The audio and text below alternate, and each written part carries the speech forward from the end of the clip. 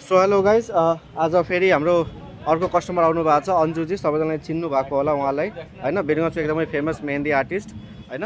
So हाम्रो regular customer हुनुहुन्छ। उहाँले आफ्नो छठको लागि सपिङ गर्नुभयो हैन। अब उहाँको चिठा निकाल्ने पालो छ। ल अन्जुजी एउटा चिठा निकाल्नु होला।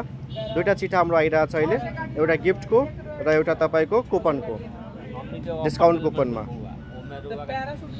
उहाँले एउटा निकाल्नु भयो चिठा। ल तपाईँ नै खोल्नुहोस्। उहाँले खोल्नुहुन्छ अब। ल के आयो उहाँलाई? हुडा ब्युटीको काजल आएछ। ल उहाँलाई हुडा ब्युटीको एउटा काजल आएछ। अब अर्को एउटा निकाल्नु होला ल डिस्काउन्ट कुपनबाट।